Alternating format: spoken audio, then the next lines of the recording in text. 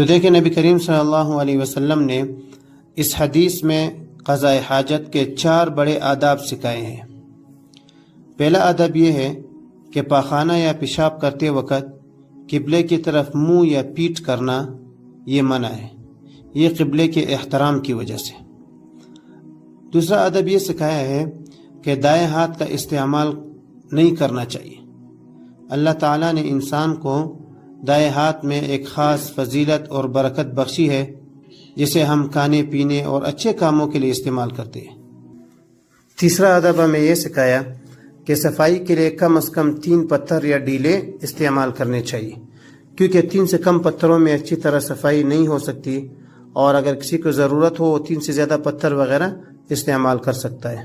اور آج کل تو ٹیشو پیپر وغیرہ موجود ہے، وہ بھی صفائی کے لیے استعمال کیا جا سکتا ہے۔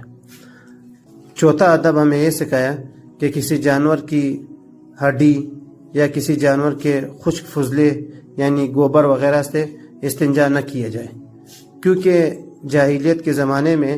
عرب کے لوگ ان چیزوں سے بھی استنجا کیا کرتے تھے، تو نبی کریم صلی اللہ علیہ وسلم نے اسے منع فرما دیا۔ تو دیکھیں نبی کریم صلی اللہ علیہ وسلم نے اس حدیث میں قضاء حاجت کے 4 بڑے آداب سکھائے ہیں۔ پہلا ادب یہ ہے کہ پاخانہ یا پیشاب کرتے وقت قبلے کی طرف منہ یا پیٹھ کرنا یہ منع ہے، یہ قبلے کے احترام کی وجہ سے۔ دوسرا ادب یہ سکھایا ہے کہ دائیں ہاتھ کا استعمال نہیں کرنا چاہیے۔ اللہ تعالیٰ نے انسان کو دائیں ہاتھ میں ایک خاص فضیلت اور برکت بخشی ہے، جسے ہم کھانے پینے اور اچھے کاموں کے لیے استعمال کرتے ہیں۔ تیسرا ادب ہمیں یہ سکھایا کہ صفائی کے لیے کم از کم 3 پتھر یا ڈیلے استعمال کرنے چاہیے،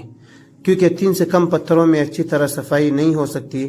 اور اگر کسی کو ضرورت ہو 3 سے زیادہ پتھر وغیرہ استعمال کر سکتا ہے، اور آج کل تو ٹیشو پیپر وغیرہ موجود ہے، وہ بھی صفائی کے لیے استعمال کیا جا سکتا ہے۔